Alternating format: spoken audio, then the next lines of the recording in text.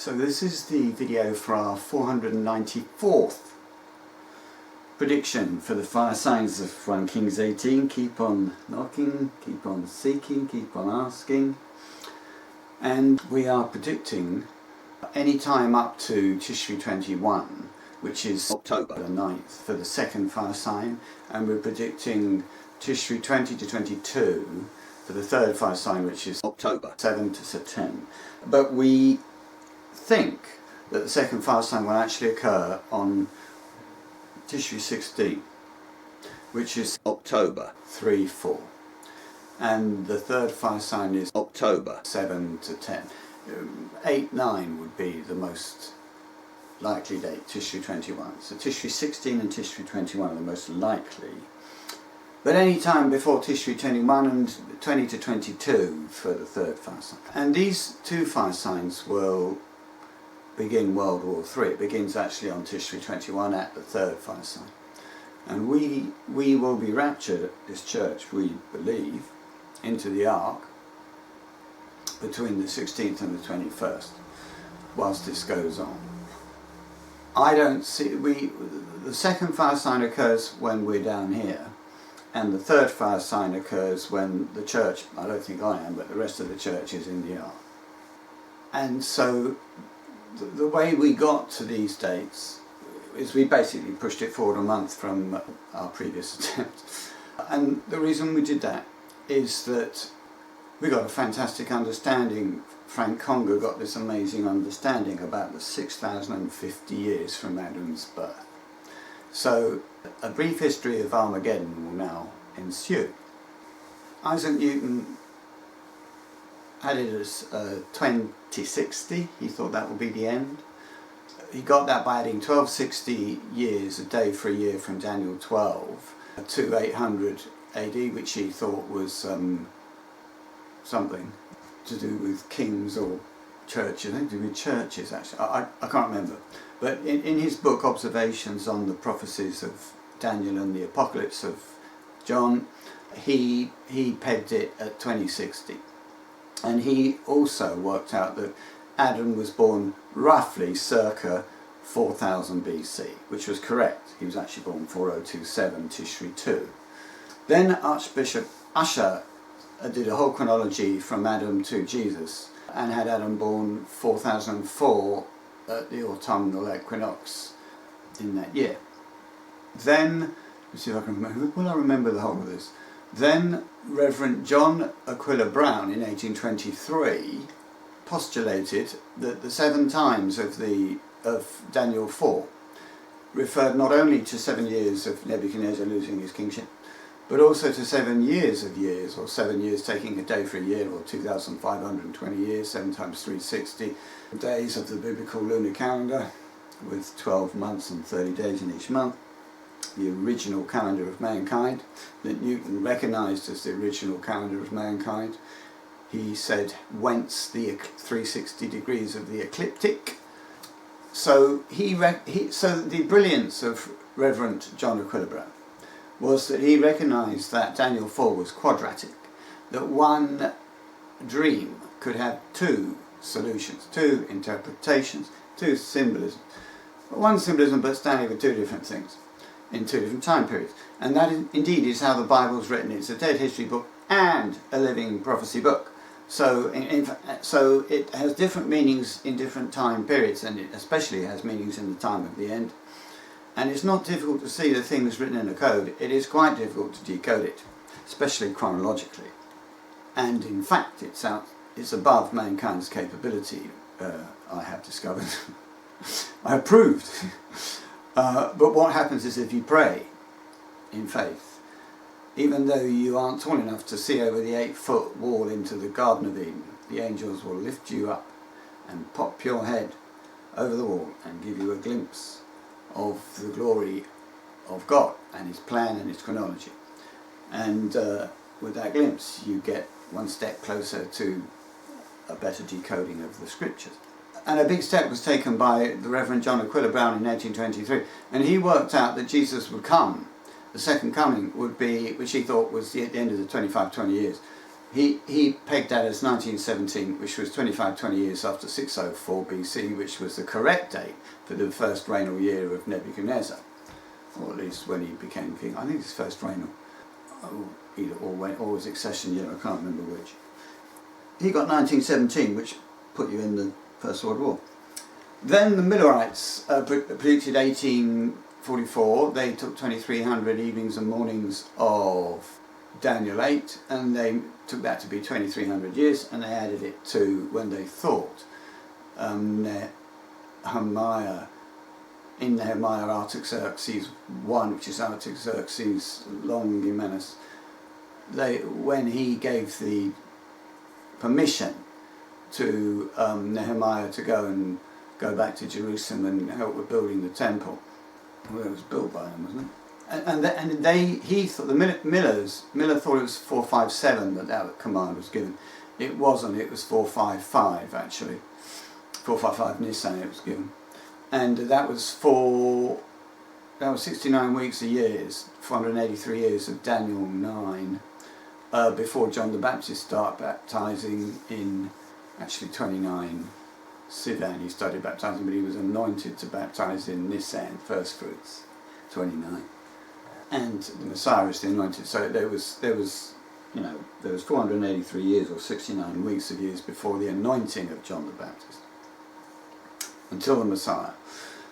So not bad, not a bad attempt by Miller, but the wrong interpretation of the 2300 evenings and mornings.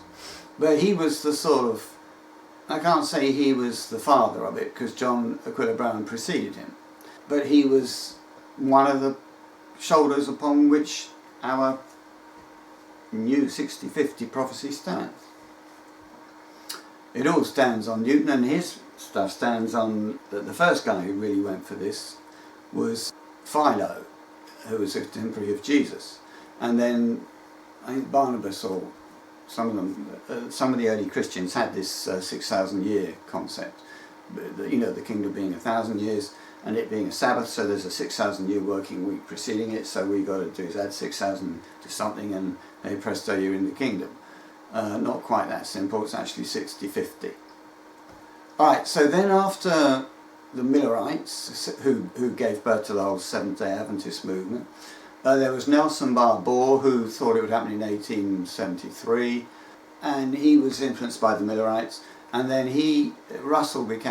Charles Russell, who founded the Watchtower, became a disciple of his.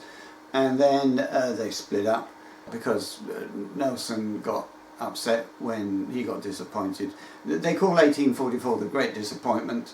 Wrong way to look at it. It was a great advance, but there's more than one step in a difficult journey. You want to walk to the shops, you won't do it in one step.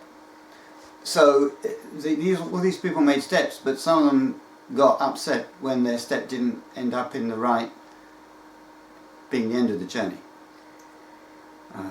There's a Chinese expression that long journey starts with one single step, and I guess the spiritual version of that, as regards predicting Armageddon, is long journey takes a large number of steps.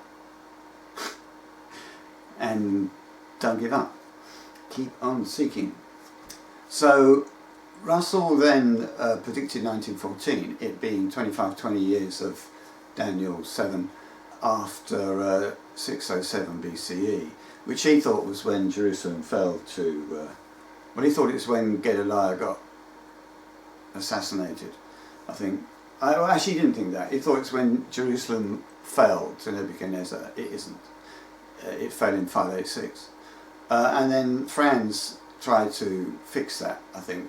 One of the Franzes, Ray would have been, in the Watchtower, to be Gedaliah's assassination. In fact, 607 was Tishri, was the first secular year after the victory of Pharaoh Nietzsche over Josiah, when he killed Josiah. And it was the first secular year when the Jews paid tax to a Caesar who was not a Jew. That started because Pharaoh Nietzsche wasn't Jewish.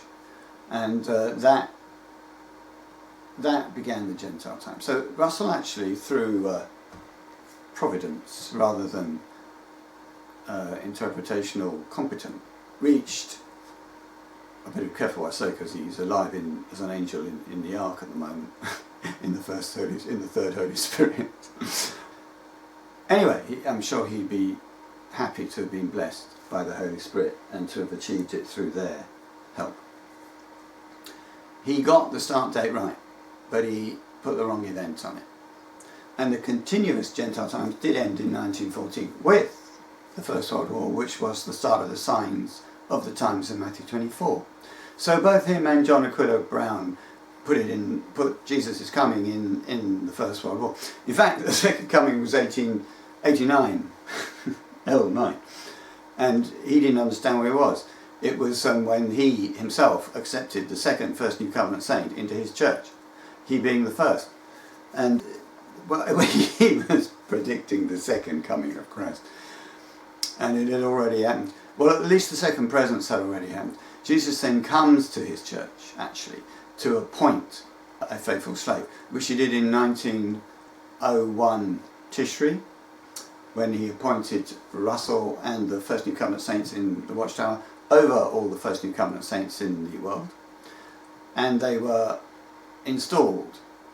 appointed and installed to feed in Tishri 2, Heshvan 21, 1901.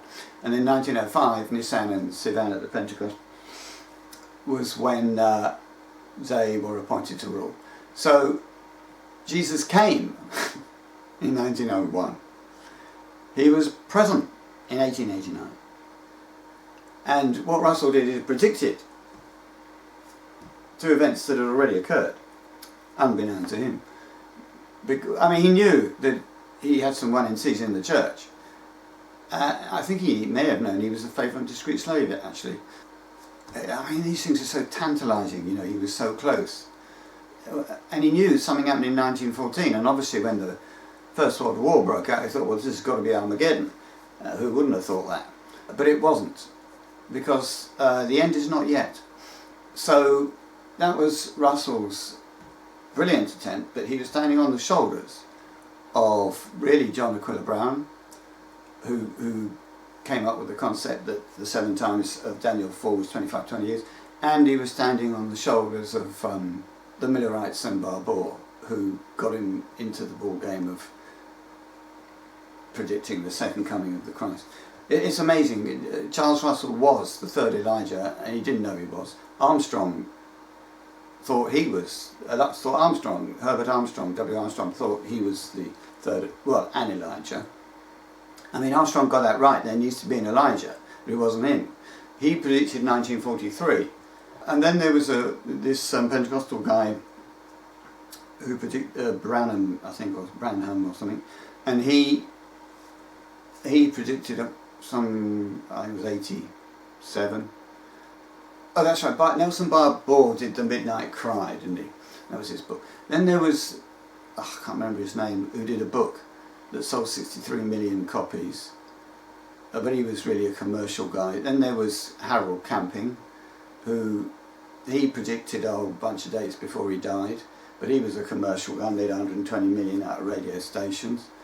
So there was a couple of commercial people who didn't get the date but made a lot of money.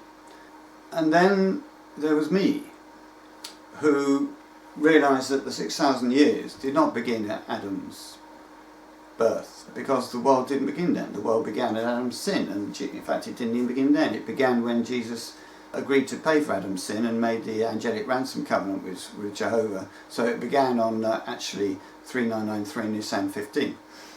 And you have to count 6,000 years from then, which takes you to 2008. And so I predicted 2008, Nisan 14, for the end of the world. And it was the end of Michael's 6,000 year lease, but it wasn't the end of the world. And the reason it wasn't the end of the world is this. Unbeknown to you, pre-Adamic man lived for 50 years dead.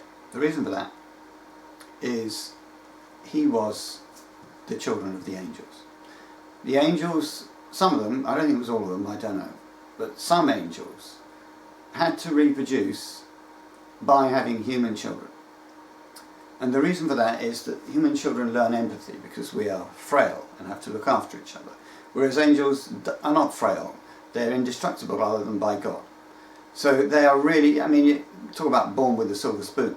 They're born with Superman, as Superman. They're totally indestructible. And of course that would make you arrogant. Whereas if you're weak, and if your brother is weak, and you can see him suffering, and you've suffered that pain yourself, you develop empathy. And that's the beauty of the human condition, and that's what Paul meant by when I am weak, then I am strong.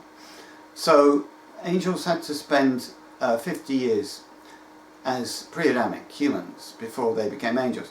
And the reason for this is that in God's law, and his law does not change, there is the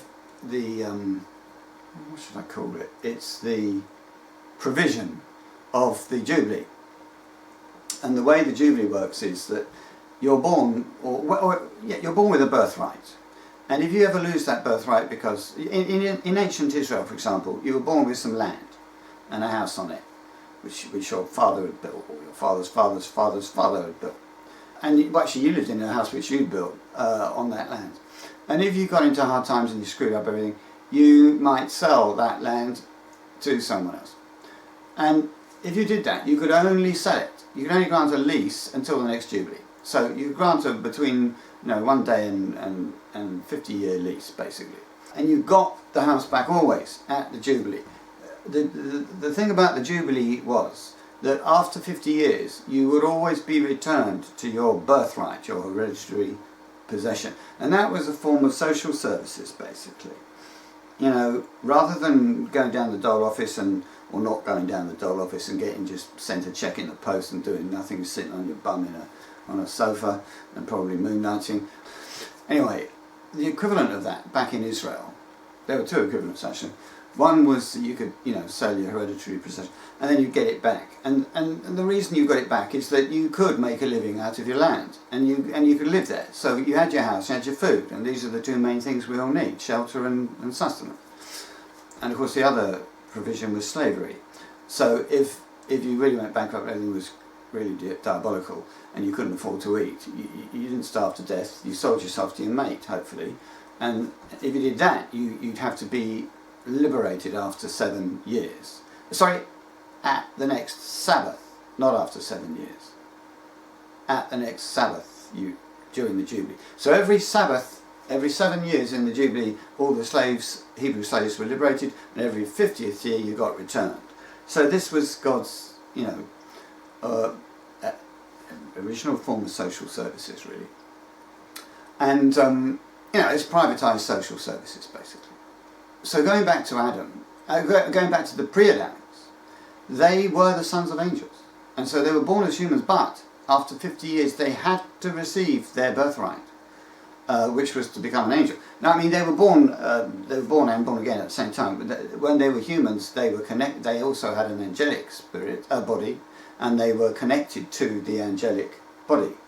They were pre-Adamics, just as we are. We have angelic bodies, but we're connected to them. When we sleep, we dream in them, and we also, upload the day's troubles into our angel, and then, we're all fresh in the morning. And if you don't sleep, you don't do that, you go mad eventually, because your brain can't, your short-term memory and your chemical, biological memory in your brain cannot keep more than a few days' information in it. You store it in your heavenly brain, your angelic brain, and it streams it to you when you need it. Anyway, whether you believe that or not, they were the sons and daughters of angels. And so after 50 years, they went back to become angels. That's why pre-Adamic, there's a paper in the British Journal of Gerontology, which I reference in my site. You can find it on Understanding 659, where they found no fossil older than 50 years old. No prehistoric fossil older than 50. By prehistoric I mean before man started writing history, which is basically before Adam. So over 4,000 years BC, all the skeletons are maximum 50 years. And the reason for that is not that they just didn't live very long because they were killing each other or, had no nutrition. It's because they were proto-angelic and they were the children of the angels. So, same with Adam. So, 50 years. Also, Adam was born with a indefinitely lasting, non-aging human body. That was his birthright. Now, Satan enticed him and Eve, through Eve actually, to lose it, and he lost it. But he should get it back after 50 years, because that's the Jubilee provision. You are returned to your hereditary estate, your birthright. And Adam's birthright was not only angelic, it was also to have an ageless, indefinitely lasting, non-aging human body. And he lived 33 and a half years of the Jubilee, his first Jubilee. Then he died, and he got bought out of death by Michael, who got a lease on him for 6,000 years, during which time he wasn't in God's family, so he wasn't running, he didn't continue to count up the Jubilee. The Jubilee ceased counting when he died, and when Michael ransomed him and brought him back to life, he wasn't in Jehovah's family, he was in Michael's family, because Michael bought him for 6,000 years, during which time he taught him right from wrong through the wonderful stewardship of Satan, the secular king of the world. And we now today know a bit about right and wrong, which Adam did not know. And then after the 6,000 years, in 2008, he was returned to Jehovah's family. And the reason that the world didn't end then, and he didn't become non-Adamic and go back into the Garden of Eden and get returned to his non-aging body, is that he still has 16 and a half years to live out of his first Jubilee. He lived 33 and a half years of it. He'd expended 33 and a half years. He had another 16 and a half years to go before he'd finished it. So he had 16 and a half years to 2008, and you get 2024 Tishri, 2008 Nisan 14. So it's 2024 Tishri 14 is the absolute end of the world. I had it as 2024 Elul 14 until Frank came up with the 60-50 idea and said, Gordon, I think there's something to 6,000 years plus a Jubilee. What do you think? And I said, I think you're right. And then it became obvious that Adam gets released and we all stop being Adamic, and so the first death Passover, when first death ends and we stop being Adamic or Canaanian and we become non-Adamic, must be 50 years after, well, it must be actually the Jubilee release day, which is Tishri 10, in the 50th year of Adam's life, whole year, and he was born on Tishri 2, 4027. So the first whole year began Tishri 1, 4026, and you count 6,050 years after that, 2024 Tishri 14, and that's the end. And that was 1 month forward of my chronology at the time, so I had to move everything a month forward, which it was possible to do by swapping the appointments of Laodicea and Zoe around. So I did it. I didn't know which one got appointed first. I assumed it was us. It wasn't. It was them. So doing that, it bumped forward by 1 month our appointment over the two NCs in Isaiah Zoe, which I needed, or I couldn't have moved it. So I was able to move my chronology 1 more month forward to meet up with Frank's 60-50, and that's where this all comes from. So now we have that we were appointed over the two NCs 2016 Elul 21, and then you count 7 times of the LWA nation times to 2023 Elul 21.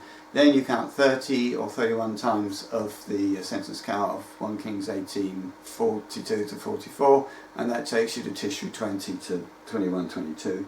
And we went for 20, 21, 22 because it came about on the 7th in 1 Kings 18:44, and 2023 Tishri 20 is the 7th Sabbath of 2 NC weeks from Elul 2, and Elul 2 is the 2nd day of the new Abrahamic secular year, occasioned by Jesus rapturing Laodicea into the ark last month. So we think that our competitors in the Watchtower, Laodicea, were raptured into the ark last month from the Elul the 16th, first fruits, to Elul the 21st, because we know from Leviticus 23:43 that everyone gets raptured during booths, and that was booths. Elul 16, 15 to 21 actually is booths of the Elul 1 secular year, And then booths of the Tishri 1 secular year is regular booths, which is Tishri 15 to 21, and we go up Tishri 16 to 21 during booths. So that's the story of, I mean, there's more to it. I mean, Emmanuel Diaz was absolutely brilliant. He came up with a temporal ratio prophecy that mankind would start to become non-Adamic in 2012, Sivan 14. But we finished becoming non-Adamic 2024, Tishri 14. And Zohar is appointed 2012 Elul 16, and it ends 2024 Elul 14. Then you have the last chance saloon for 30 days from actually entrance into it is from Elul 10 2024 to Tishri 10. And Elul 10 is the end of the acceptable year for Zohar, and Tishri 10 is the end of the acceptable year for everything. And they start 2023 Elul 10, Tishri 10. So all this you will find in Understanding 659 and Understanding 271-11. I've updated the main pages of the site, 27111, U69, U659, U151, U154, the home page, the New York City page, the NYC.html, the Understandings page, the top bit of U271AQ. So the main chronological pages I've now updated. I haven't updated the rest of the site. That would take me 3 days to do if I don't find things that are wrong and have to correct them, which I probably will. But if you look at the main chronological pages, they're now all pretty much updated. And all our chronology you will find on Understanding 101. That's updated too. Our Master of Chronology page is completely updated. So here's the future, guys, as we now can interpret it. Because the thing is that if the world does end in Tishri next year, then the time of distress must begin Tishri this year. And as I speak to you, today is Tishri the 8th. So we believe that the time of distress begins with the second fire sign on Tishri the 16th in 8 days' time. But prior to that, you're going to see this. We're going to see, well, you're going to see, on Tishri 12 is Mark of the Beast Publicity Day. Oh, and let me say this, that on Elul, Caesar Augustus made the decree in Luke 2 that everybody has to get registered. And Jesus' parents went to Bethlehem and they got registered. And that is a prophecy for the digital registration of Ursula von der Leyen and of the British government and of all the G20 countries, I guess. They're all going to require us to be registered because the world is run by control freaks. And they're going to have a huge amount of publicity about how you've got to get a digital ID and how it will make your life so much better and simpler and easier and more convenient. And it will help them catch terrorists, and it will save children from paedophiles, and it will bring peace and security to everybody, and it will be the panacea that we all need. And what a great thing it'll be. So they're going to announce it, and a great load of publicity on Tishri the 12th, which is, well, today is Tishri the 8th. Tishri the 12th is the Sabbath. It's Friday, Saturday. So it'll be September 29-30. So on the Sabbath, from sunset Friday to Saturday, there should be this big publicity thing. Get registered. You can now, eligible groups can now get the wonderful benefit of a digital ID. And my advice to all viewers is don't get that thing, because you're God's people. He should be registering you. Alright, so then on the 15th of Tishri, which is October 2-3, you will be able to register for this mark. Don't do it. And then on the 16th there's the fire sign,